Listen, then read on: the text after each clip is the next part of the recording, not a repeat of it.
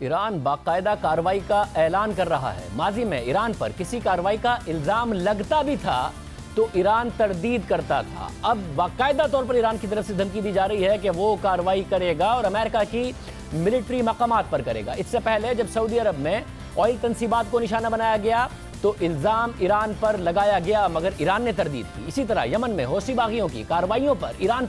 ایران یہ موقف اختیار کرتا رہا ہے کہ اس کا ان کارروائیوں سے کوئی تعلق نہیں ہے، مگر اب ایران کھل کر کہہ رہا ہے کہ امریکہ نے جو بھی کارروائی کی ہے اس کا جواب دیا جائے گا۔ امریکہ نے بھی ایران کو کسی بھی حملے پر سخت کارروائی کی دھمکی دے دی ہے۔ امریکی صدر نے ٹویٹ کیا ہے کہ ایران امریکی اثاثوں پر حملہ کرنے سے متعلق بہت دلیری سے بات کر رہا ہے، مگر یہ بات ایک وارننگ کے طور پر پہنچ جانی چاہیے کہ اگر ایران نے کسی بھی امریکی اور امریکی اثاثے پر حملہ کیا تو ایران کے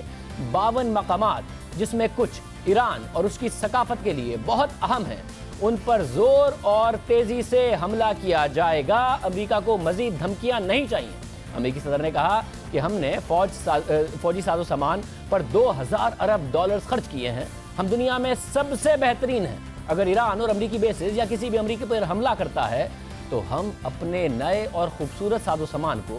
بنا کسی ہچکچاہٹ کے بھیج دیں گے۔ امریکی صدر نے ایران کو دھمکی دی کہ وہ ایران کے 52 مقامات کو نشانہ بنائیں گے جس میں ایران کے اہم ثقافتی مقامات بھی شامل ہیں، اور 52 کی جو حیثیت ہے جو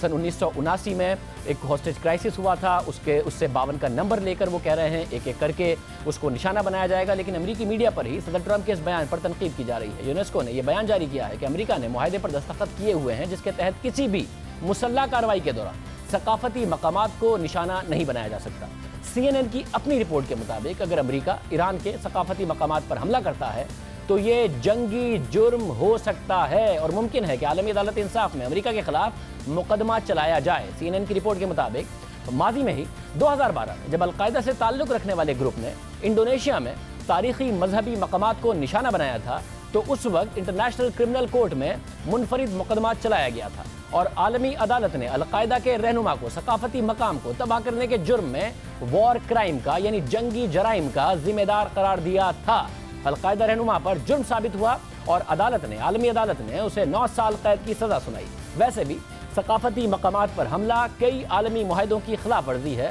اور اسے جنگی جرم سمجھا جاتا ہے۔ 2014 اور 2015 کے درمیان جب داعش نے عراق اور شام میں ثقافتی مقامات کو نشانہ بنایا تو اس وقت اقوام متحدہ نے قرارداد منظور کی تھی اور کہا تھا کہ ثقافتی مقامات کو نشانہ بنانا جنگی جرم میں شمار ہوگا۔ اس لیے اگر امریکہ کسی بھی مذہبی یا ثقافتی مقام کو نشانہ بناتا ہے تو اسے جنگی جرائم کے مقدمے کا سامنا کرنا ہوگا، اور محض یہ دھمکی جو امریکی صدر کی طرف سے ایران کو دی گئی کہ ان کے ثقافتی مقامات کو جس میں بہت سے مذہبی مقامات شامل ہیں، مقدس مذہبی مقامات شامل ہیں، اس دھمکی پر بھی امریکی میڈیا اور امریکی سیاستدان امریکی صدر پر تنقید کر رہے ہیں۔